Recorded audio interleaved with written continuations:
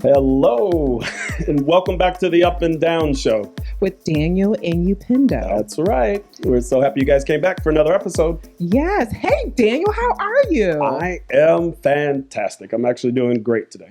Good. Well, you look great. I'm loving this kind of burgundy maroon that you got going on here. You know, we didn't even talk about our costumes. No. Costumes. I'm such a dang actor. It's okay.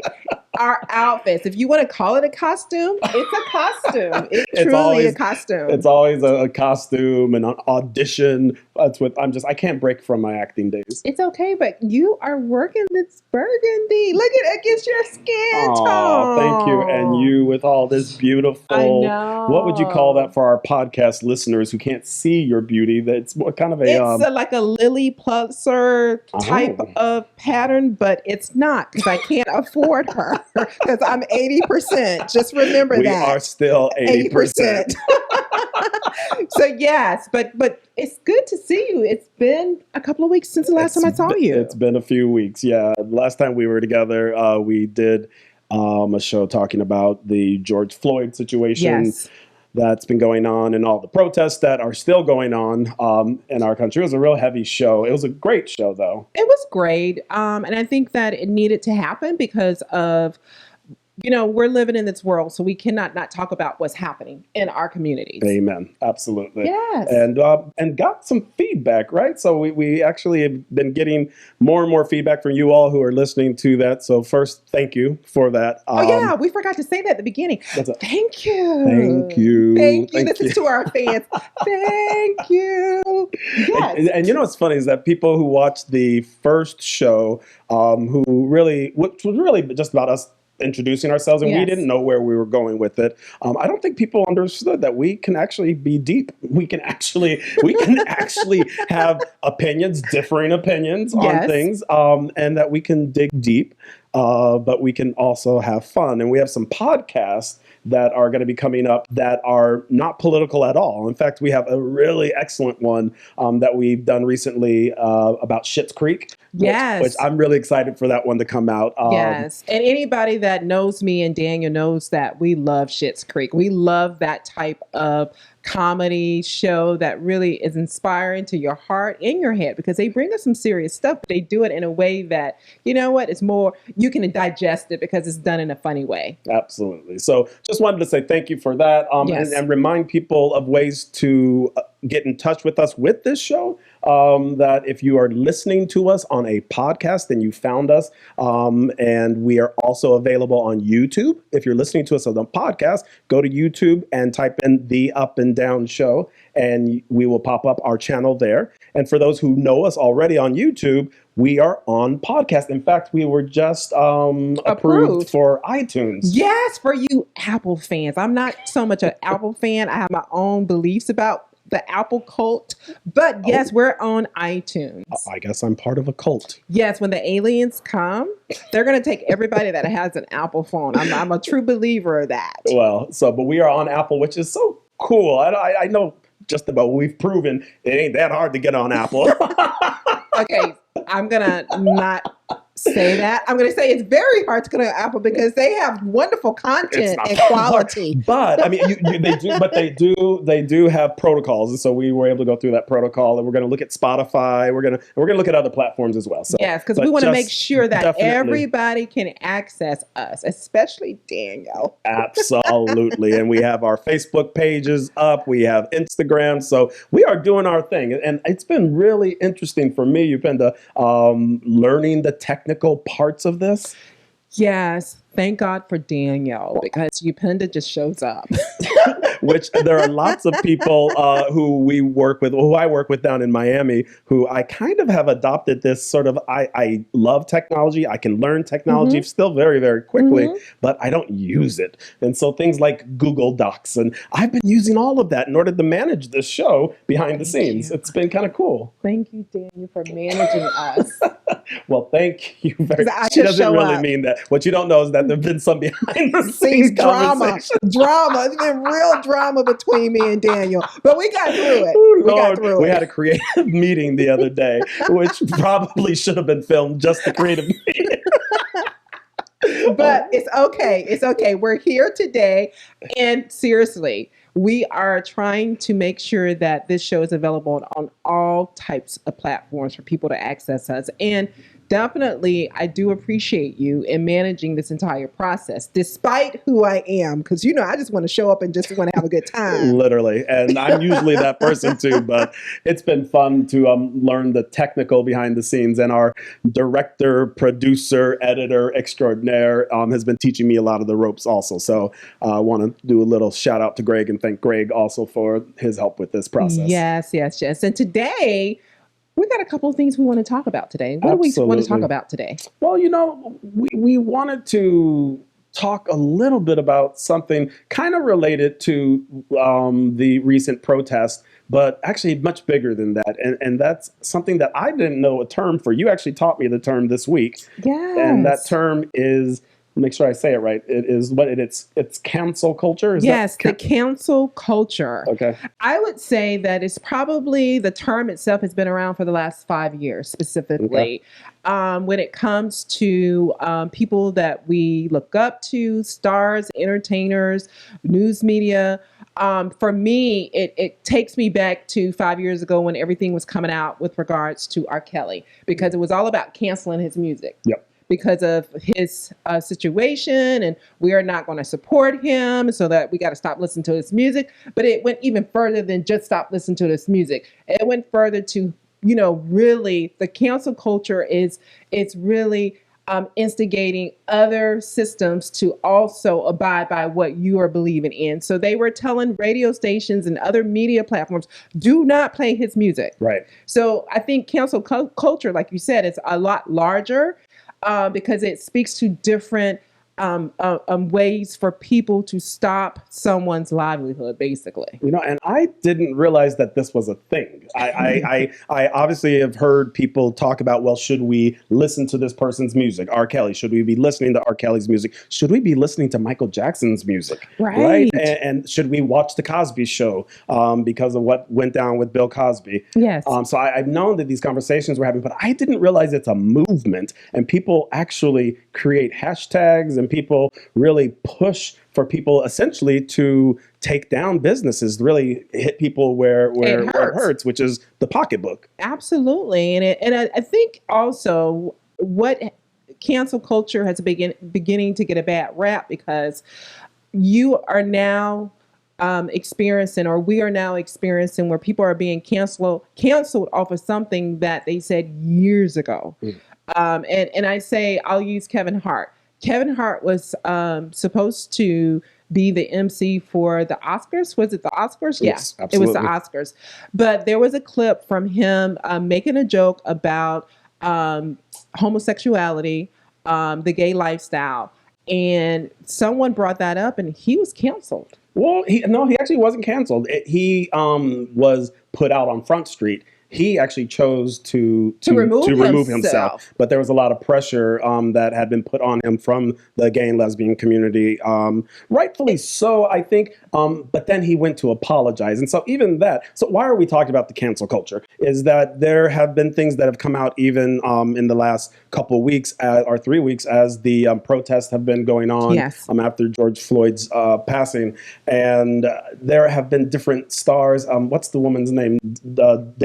Doja Cat. Doja Cat, who has that huge hit right now. I can't remember the name. She has several hits the last couple of years, and this latest thing has to do with something that happened prior to her being a star. But it goes back to my point I was trying to make as it relates to with some of the cancel culture. Remember, we all have been young and dumb. We have all been young and dumb, and sometimes we are old and dumb as well. Yes. And we make mistakes. We do things, and then we come out. And as soon as Doja Cat, is that her again? Yes. I love her music. I don't know her names. That's actually kind of that's like my hallmark. I actually don't know anybody's names. Don't ask me who sings that or does that. He just listens to the music. But her song is popping. Mm-hmm. But the question is, do we listen to Doja Cat anymore? Because that for me was like, it was out before summer, but it was ready to be the song of the summer. Yes. And so one of the conversations that I've been having with people is, because we were upset with her because she was in some chat room with white supremacists supposedly and was teasing some white supremacist guys. And this is a woman who's biracial herself. And she was sort of dancing provocatively in this chat room with known white supremacists. But it goes a little bit further too. There are several chats with she's been to this chat room clearly before. That wasn't the first time. And they have pulled up receipts. Yeah. I say receipts with her pretty much downing the African American community, and she is biracial, so that's also shocking too. So the question is, do we cancel her or anybody else who have done something in their past?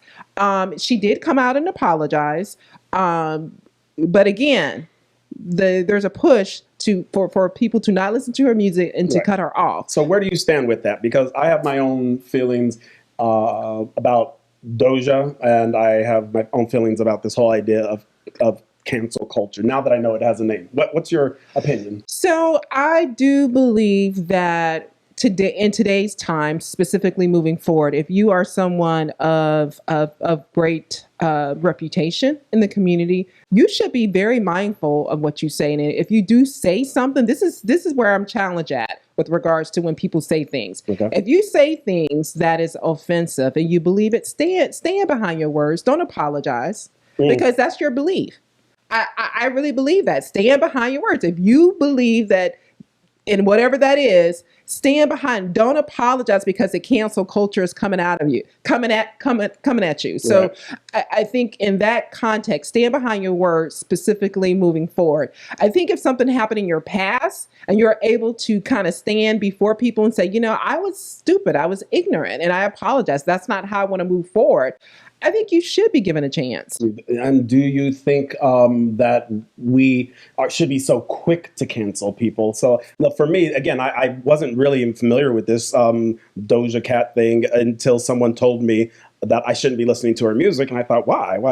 And then I read on the story. She responded pretty quickly and said that she was misunderstood. And she, in fact, recently donated, I think, $10,000, maybe $100,000 to Black Lives Matter to prove her being up with the cause. That's her proving it? Okay. Right? And so my thought is, when do we accept someone's apology and when do we not? When do we immediately go for the jugular, if you will, and attacking someone's pocketbook, someone's business? And when do we simply provide a moment of education?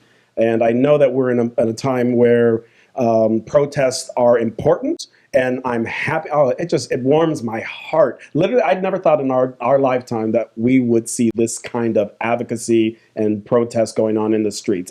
For many years, I thought, where is that energy? So I'm psyched. I'm so proud of my brothers and sisters, black, white, and everything in between, who are out there protesting. Yes. Excited. But when do we simply provide education versus condemning someone immediately? I personally think that it is upon the person in which it's being attacked to move that needle, because you can't change individuals who are wanting to cancel you because you have to prove something to them. They need proof. So I think it's upon that person to educate themselves. Like, I'm going to go back to Kevin Hart. He removed himself from the Oscars. And part of him removing because the cancel culture was coming after him. He was like, I would rather take myself out instead of having them take me out. But he also apologized. He did apologize. He also went further to even talk about what he has learned from this experience. Yeah. And he intentionally did that as part of his education and to let the people know that that's not what he stands for now. Yeah. And I was one who, with the Kevin Hart situation, actually felt that his response was pretty on point. I thought that it was genuine. Yes. I thought he humbled himself, and for me personally, as a gay man, accepted his apology, and I still am a fan of Kevin Hart. Yes. And for those individuals who have said things in the past, I mean, thank God they didn't have cameras back then when I was coming up, because God knows what I've said when I was young and dumb. Seriously, I think, we have to put that in perspective, particularly around this cancel culture. We all have said things. Now, if we're doing things to people, that's a different story. The R. Kelly, that goes way back. He should have been canceled a long time ago. Absolutely. But I think if you said things that was offensive way back when, we have all been in that we have been that person. We have absolutely. I know I have misspoken. Yes. So we're coming up on our first break, Yay! which we actually did our first commercial today, and we're hoping that actually the commercial will come in on here because we're looking for sponsors. So we're coming up on our first break. We're going to come back. We're going to talk a little bit more about this, and then we're going to talk about the summer. Yay! The summer is coming. Summertime, summertime, summertime, some. Okay. I don't know what that was. All right, we'll be back in just a moment. Hi, this is Upendo from the Up and Down Show. If you're listening to my voice, guess what? This could be you. Well, not you, but your business, your product, your service. We would love to share with our audience all that you have to offer. So here's your opportunity to sponsor the Up and Down Show. Please contact us at the Up and Down Show, all one word, at gmail.com. We look forward to hearing from you.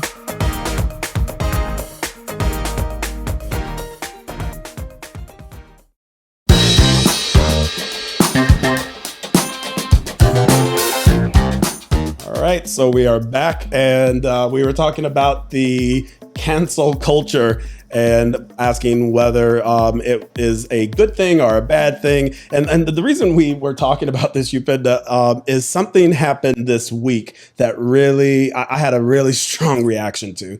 And that was John Ridley, I believe is his name. Yes. He is the screenwriter to 12 Years a Slave. He won the Oscar for 12 Years a Slave. Great movie. Wonderful movie. I haven't watched it. I can't watch. Seen the movie? No, I can't watch this kind of movies. I I actually don't want to leave out of a theater and want to chop all the white people up.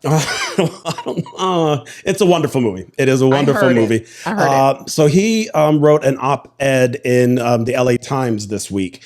And in the op-ed, he made a very strong plea to HBO, who has the HBO streaming service, HBO Now, to remove a classic, Gone with the Wind, from their rotation. Yes. Because he felt that Gone with the Wind glorifies slavery, and that it has the wrong tone, and that it really should not be a celebrated film. Yes. And I had a very strong reaction to that. And I sent you an article. I don't know if you were able to read that article. I did read the article. What did you think of that? So just to kind of go a little back to when you sent it to me and I read it, and the other thing he also said too, not only did it glorify slavery, there was another term he also used in the article that spoke to that it perpetuates white privilege too. Okay. And that was part of why he wanted that HBO to remove it from his streaming service. So and it worked. So HBO announced this week that they are removing Gone with the Wind from their rotation, and that it will not be shown now. They've agreed that they will bring it back, but it will only be brought back with an introduction, basically providing context and background to slavery and the issues and their stance on slavery before people watch that film. Yes. So basically a warning. Yes, and I think it will also from that article, there were additional feedback that was happening through social media as it related to Gone with the Wind, and about if we are going to show this movie on top of what HBO is planning to do, but also to give guides, to have conversations, to have community conversations around this. So go out and read the article if you haven't. But what's your reaction to that? Because we have not talked about this, and we actually hold off on responding to certain things for the show now. No, he makes me. He's like, stop talking to me. I don't want to know what you think about it. We're going to talk about it on the show. Stop talking to me. But I actually was like, oh, okay. Ask me why is it? Well, why? Okay. For those on a podcast, she's kind of shrugging her shoulder like what's the big deal? Yeah. And I say that because, Daniel, I've never watched Gone with the Wind. That doesn't surprise me. But I will say this. So when I said, you asked me my reaction, I'm like, okay. I've never watched Gone with the Wind. Okay. Now, growing up, during the summers, because this is normally when it's played during the summers, and back then it was TBS. Yep. They would show movies like Gone with the Wind, like when I was in middle school and high school, and I do remember seeing it in the summertime, but I never watched it. All right, so you never watched it, so you don't have a connection to it Nope. one way or the other. Nope. And so it doesn't really make a impact on your life. Yes. Do you think that the points that he made? I think the points he made were valid points. I do.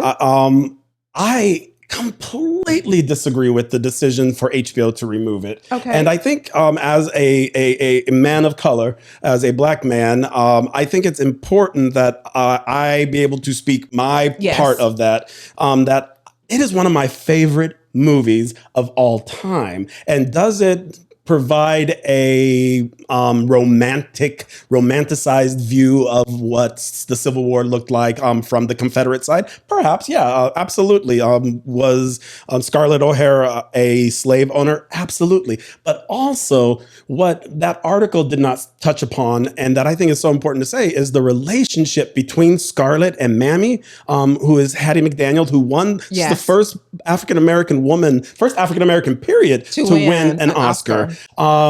The relationship between them is a beautiful relationship of respect and pride. And yeah, of course, slavery is a horrible thing. But my thing is this cancel culture should be reserved for media, for people, for entities who are disparaging intentionally towards another class. I don't think Gone with the Wind did that. In fact, I believe they provided an amazing opportunity for Hattie McDaniel as an actress. It was a miserable time. It was the 1930s, right? Black people in Hollywood were treated horribly. Yeah, she wasn't even allowed to go with her other cast members to the Oscar parties or sit at the same she table. She had to. She could not sit on the main floor. Yes. Because they didn't expect for her to win. She won, and so there's a lot. If you do your research on Hattie McDaniel's experience, she absolutely was ill-treated at that time.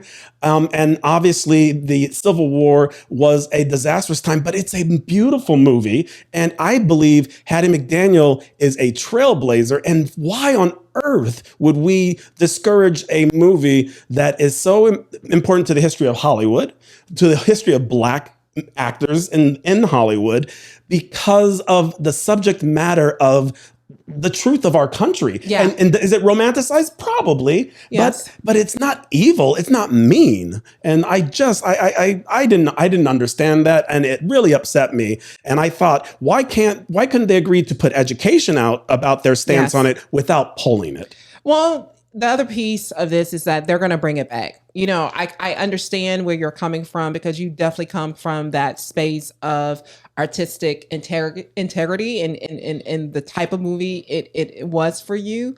So I understand that. And you're right. Well, they could have provided the education to go along with it still without streaming. pulling it. Yes. Do the education, but Real you don't quick. got to pull, Yes. you know, and then also, I mean, Huckleberry Finn's another, you know, it always comes back up because of the word nigger being used in Yes. Huckleberry Finn, and should people be reading that? Yes. It's a great book. And I think people should read that book. It's part of our history. We learn from going back. If we erase all of our history, We forget. If the cancel culture is to just evacuate a void, a voice, then how do we learn? So it reminds me, literally, I just thought about Fahrenheit 451.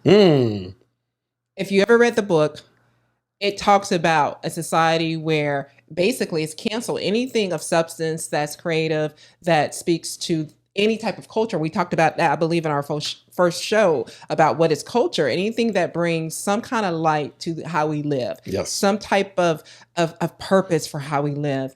But that you just reminded me about Fahrenheit 451. And I remember reading that book and was so moved by the characters in the book. But when you take away Gone with the Wind, take away Huckleberry Finn or any other book that speaks to atrocities in our world, then we will be Fahrenheit 451. Yeah, I think you reserve the cancel culture, the cancel movement for movies that are evil, movies that are actually intentionally derogatory and oppressing a population or a community, right? I think that's when you get behind the cancel culture. But I just thought, Gone with the Wind, come on. Guess what else was canceled? What? Cops. Cops was canceled. How do you feel about Cops? Bad boy, bad boy. Oh, what you gonna do? What you gonna do when he come for you? Oh my God, I kind of love. I kind of love Cops. Cops to me is literally, if on a Friday or Saturday night you're watching this and you may have had too much drink, it's the funniest stuff on air.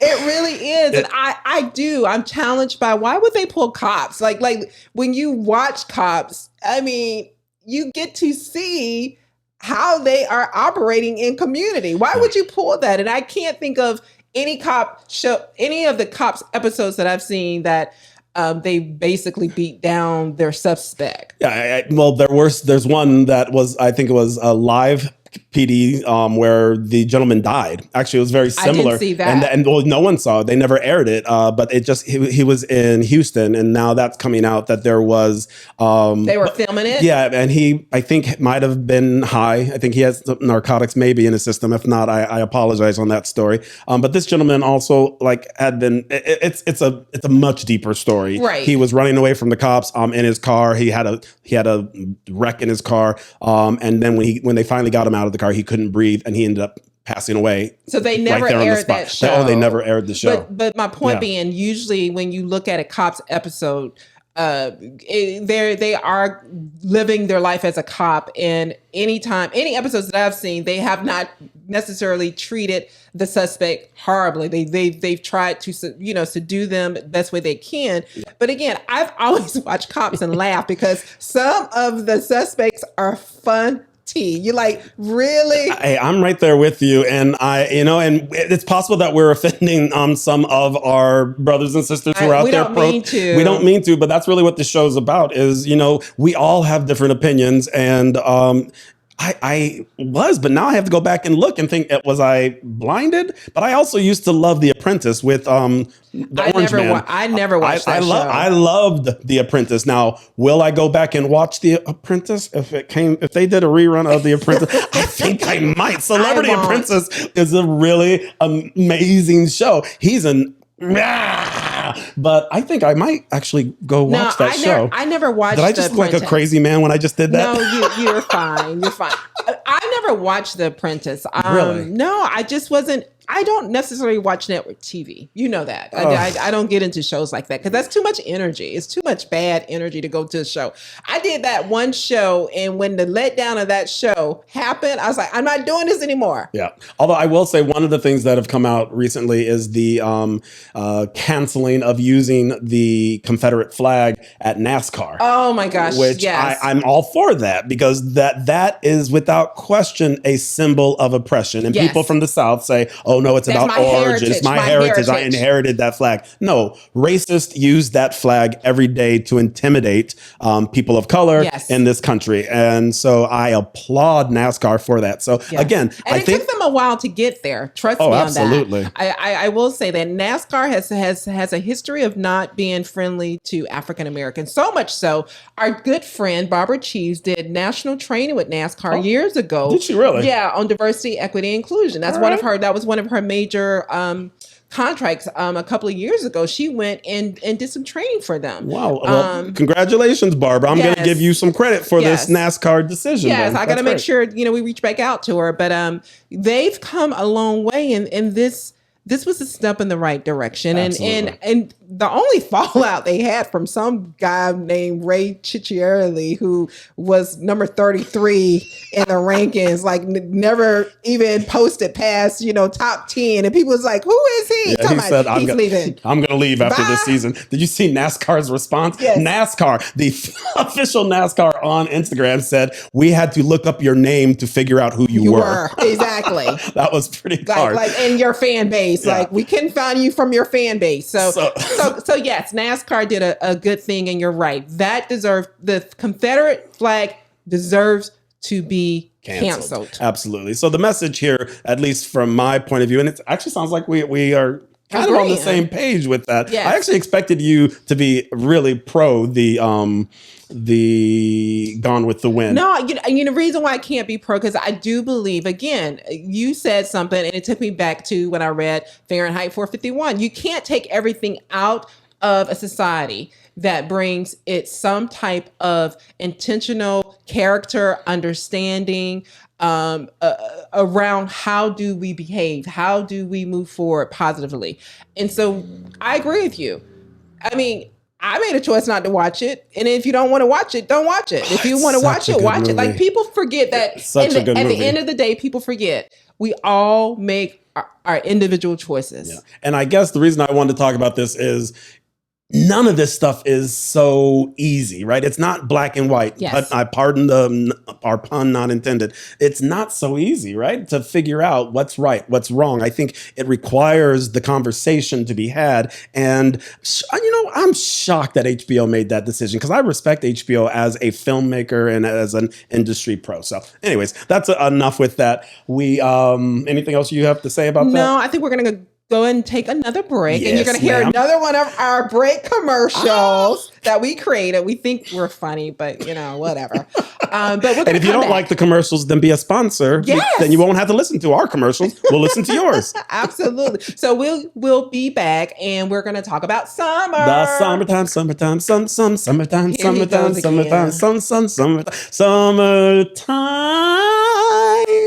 What the hell was that? I don't know. Don't do it again. Okay. Hey guys, this is Daniel from the Up and Down Show with Daniel and Upendo. And if you are listening to this, that means you like us. You really like us. And because you really like us, we like you. In fact, we love you. And we would love to have you become part of the Up and Down family. Do you have a business, product, or service you'd like to advertise? Or how about a hot uncle you'd like to set either of us up with? If so, contact us at the upandDownShow@gmail.com. That's all one word, the upandDownShow@gmail.com. And let's talk. But don't take too long, because these commercial spots are hot. They're flying off the shelves. Thanks for listening to us at the Up and Down Show.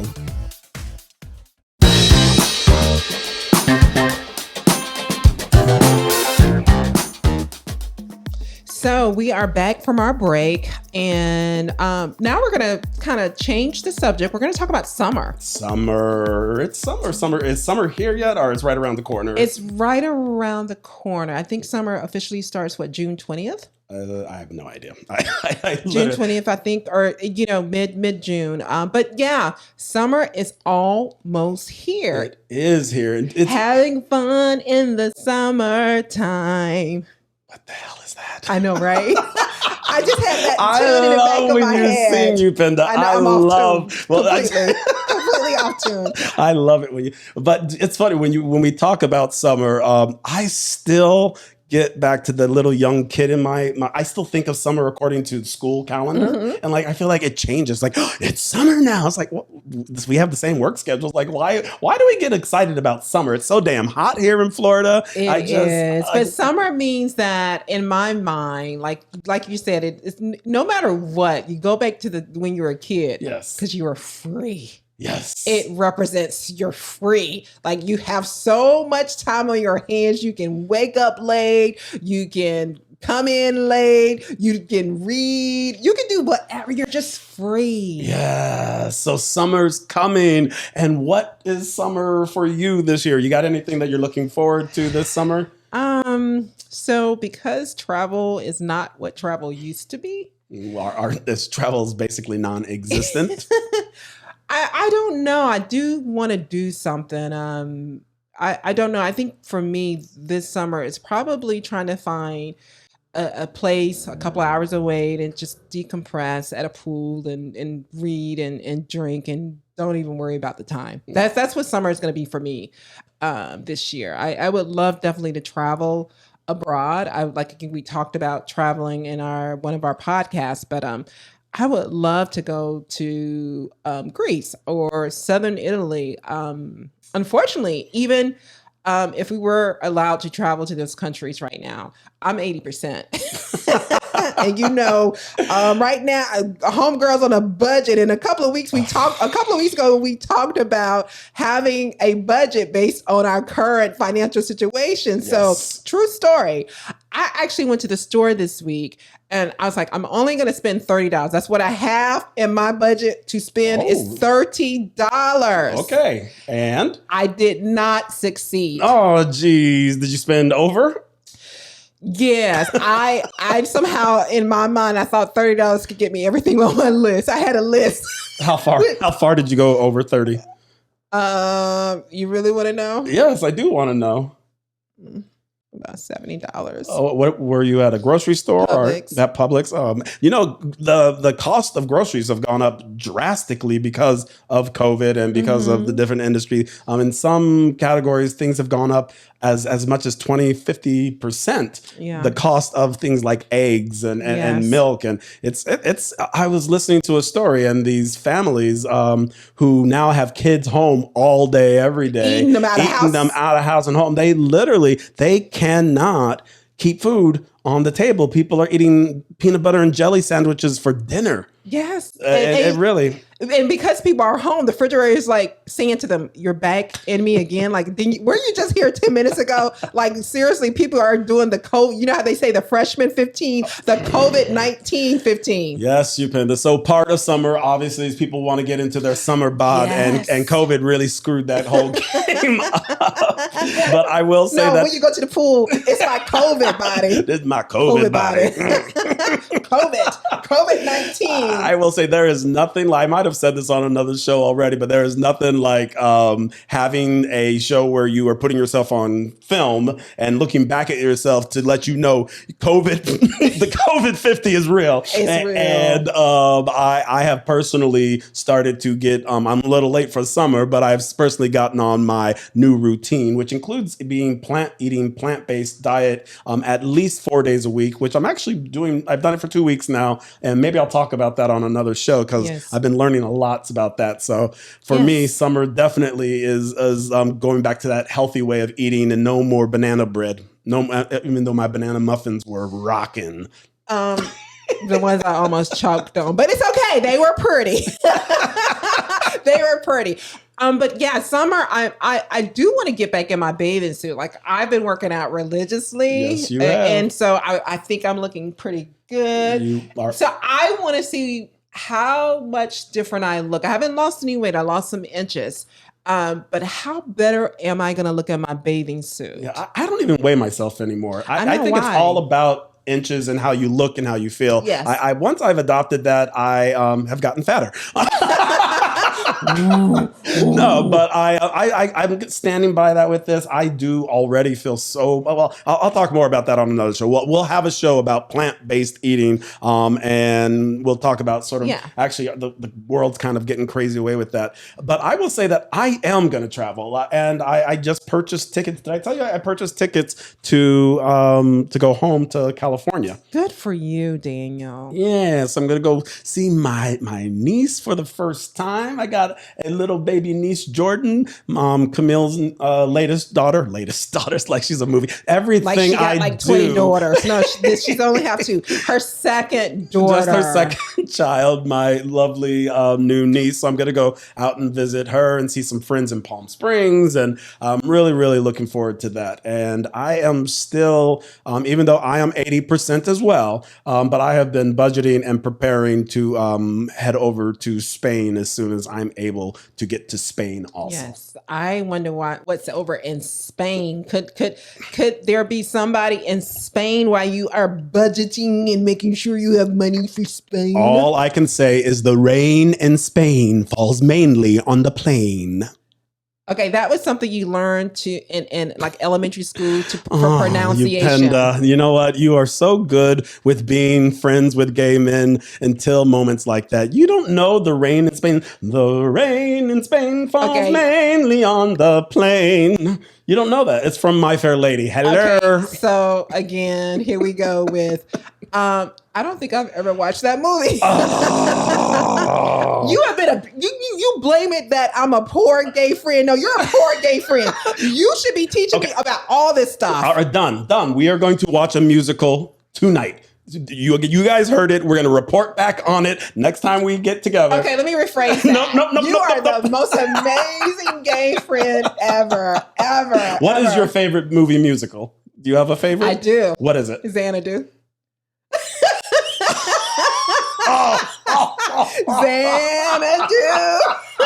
I love Xanadu. I know every Are you song. kidding me? I love Xanadu. It's my favorite. God. I have the soundtrack.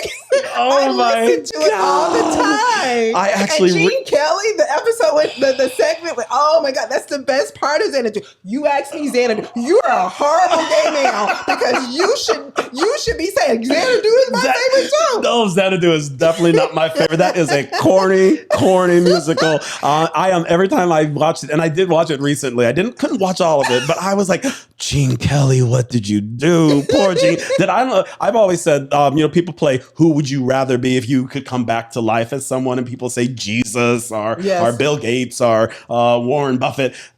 Gene Kelly. I literally, if I could come back as anyone, I would come back as Gene Kelly, and he was so and you would fine. And you would say no to Xanadu. And I would say hell no to Xanadu. I love Xanadu. What's your favorite musical? That's a hard one for me, but I think my favorite one is I think it is Singing in the Rain. Singing in the Rain. Have you ever seen that? No. Oh, we're gonna watch Singing in the Rain, guys, and she's gonna report back. I can't stand it, and I can't stand it, and I can't stand it. That's what I said, and I can't stand it. Okay, she doesn't get the reference now, but next time we come together, we're gonna talk about that. So part of being a friend to a gay is that they expect you a gay. Yeah. See, I can't stand when people say a black, and now she's gonna say a gay. Okay, let me rephrase what I just said. Yes, ma'am. Please fix yourself. You hear me? The problem with being a friend to Daniel Day. What's the problem with being friends with me? Like I know the musicals you're talking about. I just was never interested in watching them. Oh my goodness. I used to, this is not a joke at all. In 8th grade, I would go 7th and 8th grade. I discovered that the library right down the street from my middle school had all these movies, and I used to go and rent out the musicals of course. And I would go, and then I would go home and I would put on these musicals, and I watched everything from My Fair Lady to Singing in the Rain to Oklahoma. And I have not watched literally. I wasn't out in the streets. I was at home, and then I would introduce my little baby sister once she came into the picture, and I'd have my little baby sister sit down and watch these musicals with me as well. Oh, and she's probably said, "This is why I'm not gay." But no, I just, I know all those movies you're talking about, and I have watched some of them, but if you ask me my favorite musical, definitely Xanadu, then Grease 2, then Rent. I love musicals too. Grease is great. Grease is great. Oh, yes. In the Heights is coming out. I cannot wait. I saw the trailer. If you guys haven't seen the trailer for In the Heights, it was Lin-Manuel's first big success on Broadway. And it is amazing. It was great. And the trailer looks phenomenal. Yeah, some great people are going to be playing in this movie. So I'm going to just switch gears because we're coming up to the end of the show. But tell me about your up this week. My up. Okay. Yeah, my up. I have a really wonderful up. So about a year and a half ago, 2 years ago, we went up to St. Paul, Minnesota, where some friends of ours, Mike Tamale and his team at the NDC, he's so cute, with the Neighborhood Development Center up in St. Paul, work with communities of color, helping entrepreneurs build their businesses. And while we were out there learning about their great work, we went to Rondo, I believe is the name of the community, which is a historic Black community. And we went to this wonderful cafe, which I can't remember the name of it, but in the cafe, one of the women who worked at the cafe's name was Patricia Lacey. Yes. And it turns out that Patricia is a singer as well. Yes. She is a member of the Sounds of Blackness. Yes. And she is also a former background singer with Luther Vandross. Yes. She is she's featured on that one wonderful documentary about 10 feet. 10 feet away, or 10 feet behind. From stardom. 10 feet from stardom. So anyhow, Patricia became our friend. She sang for us. We might actually be able to show a clip of that if we can figure out a way to do that. She blew that breakfast spot up, okay? Upendo, I got in the mail a CD from Patricia. It is her brand new CD, and I was listening to it today as I was coming up, and it's a church gospel CD. It was so wonderful. It brightened my spirit. I reached out to her today and I said, do you mind if I share this with people on our show? And she says it's not on iTunes yet. It's called I'm Taking You to Church is the name of the CD. And right now, if you're interested, you can find Patricia Lacy, Lacy, on Facebook. You can find her, you can private message her, and she will actually send you a CD. She made that promise today to me, and as soon as it is available on iTunes, we'll let you know. Yeah, absolutely. But that is my up today. I love me some gospel music. And she has a beautiful voice. It's just so rich, and you feel exactly what her words and what she's singing. The problems, heartache and pain, trying to find the answer, I've been racking my brain, oh Lord. As I thought about it, it began to come clear to get myself together and go on from here, whatever it takes to make it. I'm going all the way. Yeah. All the way. I may be down sometimes. I won't be down always. Oh, whatever it will take, help you reach your goals. Don't give up hope. I know you can cope. Don't you ever stop. Don't never stop. Just keep pressing on and on and on and on and on and on. So what's your up today? So my up is a wine. A wine? Really? Yes. So probably about a month and a half ago, 2 months, I actually discovered Josh Pinot Grigio. Yeah. I love Josh for their Pinot Noir and their Merlot, but I did not know they made a Pinot Grigio, and I picked it up because it was in my price range, because I'm 80%. And I have to tell you, it was excellent. Okay. It was excellent. And the price point is about $15. Ooh. That's why you going over your budget, girl. I'm a $9 bottle guy. Ew. But it's about $15. And it is, Pinot Grigio for me brings summer and spring. That's why I'm drinking more of the whites now, because it's spring and will be summer. And so this is a perfect wine if you're sitting out on your patio, balcony, or, hanging out with friends at the pool.